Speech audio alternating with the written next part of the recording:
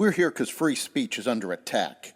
We're here because people are being convinced that socialism works. We're here because people are being judged guilty until proven innocent. We are fighting back with facts. This is not a safe zone, so buckle up, Buttercup. This is the raw, naked truth.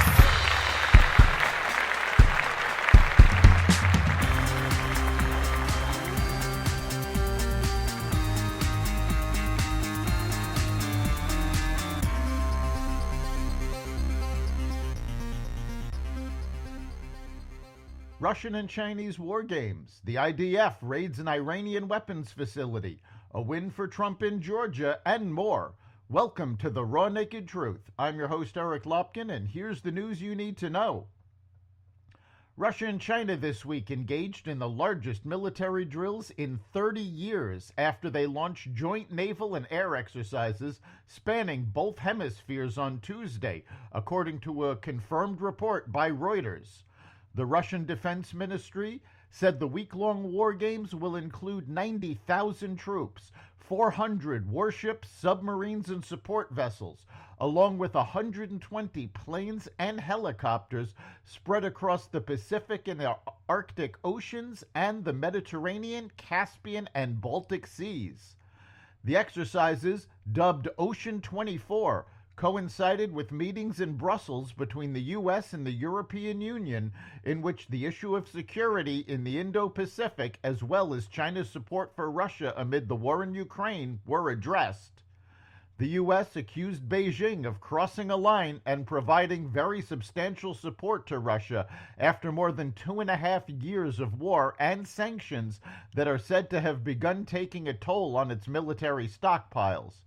These are not dual-use capabilities, U.S. Deputy Secretary of State Kurt Campbell told reporters in reference to the latest material supplies China provided Russia.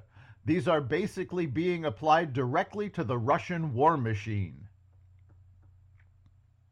Israeli Defense Forces Special Forces raided an Iranian weapons facility in Syria shortly before a series of strikes in the region, killing at least 18 people and wounding dozens of others, according to reports. Initial reports did not indicate that any Israeli troops had been on the ground during the operation, but the Times of Israel cited opposition Syrian TV, revealing that Israeli helicopters hovered over the ground while special forces descended by rope. The IDF special forces clashed with forces on the ground, killing a number of Syrians and capturing up to 4 Iranians. The U.S.-owned Arabic-language Al-Hura network noted that the intensity of the raids and the death toll were unusual. The Syrian Foreign Ministry condemned the attack as blatant aggression, saying nearby residential areas had material damage. Syria claimed that the strike hit a scientific research center, but the opposition reported that the facilities belonged to the Islamic Revolutionary Guard Corps, dedicated to developing ballistic missiles and drones. The nature of the facility remains in contention. However, Western officials have long asserted the facility serves as a weapons manufacturing plant that produces chemical weapons like sarin gas. Syrian authorities have denied these allegations and maintain the facility is purely a scientific research center. Former Democratic strategist and Hillary Clinton advisor Mark Penn is calling for an internal investigation of ABC News and its debate moderators following the recent debate between former President Trump and Vice President Harris. Penn says the performance that ABC moderators gave brings up questions of, is the process fair? I care less about who wins than I care about the process, Penn said, because I believe, ultimately, if the process is really fair and people get to see the choices, the voters will, over time, make good decisions. An ABC whistleblower has stated that the news division had conversations with the Harris campaign in which she was given sample questions that were substantially the same as the questions asked, and that they guaranteed her that she would not be subject to fact-checking while they would challenge Trump's comments. Senator Richard Blumenthal predicted that Americans will be shocked and appalled when lawmakers released their interim report on the assassination attempt on former President Trump and the security failures of those involved in protecting the GOP presidential nominee.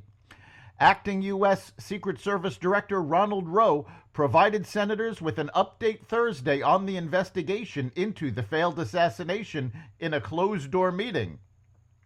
I think the American people are going to be shocked, astonished, and appalled by what we will report to them about the failures by the Secret Service in this assassination attempt on the former president, Blumenthal stated. But I think they also ought to be appalled and astonished by the failure of the Department of Homeland Security to be more forthcoming, to be as candid and frank as it should be to them in terms of providing information. A judge dismissed 2 criminal counts in the Georgia 2020 election interference case against former President Donald Trump and 1 other count against allies of the former president. Fulton County Judge Scott McAfee ruled that Georgia prosecutors had no authority to bring the charges, which related to alleged filing of false documents in federal court. President Trump and his legal team in Georgia have prevailed once again, Trump attorney Steve Sadow said. The trial court has decided that counts 15 and 27 in the indictment must be quashed and dismissed. Fulton County District Attorney Fani Willis had charged Trump related to alleged 2020 election interference. Trump pleaded not guilty to all counts. Fani Willis is currently under her own investigation. A Springfield, Ohio resident sounded the alarm about the city's Haitian migrant surge, warning her community is like a dystopian nightmare as it struggles to provide basic resources for taxpayers.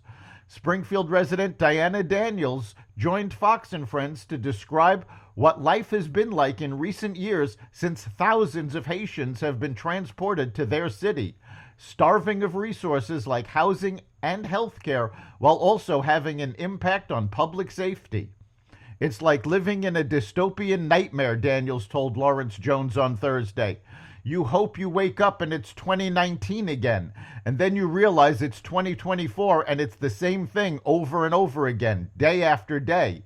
It's hard sometimes to get up in the morning and hear residents that I've known for years struggle. This is a paycheck to paycheck kind of town, working class.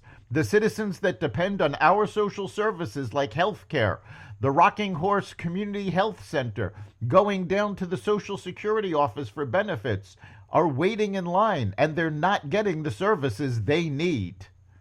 That's the Raw Naked Truth. You can catch every episode of the Raw Naked Truth at xvadio.com, the Apple Podcasts app, Google Podcasts, Spotify, iHeartRadio, Audible, Amazon Music, and other platforms that respect freedom of speech. We'll see you next time.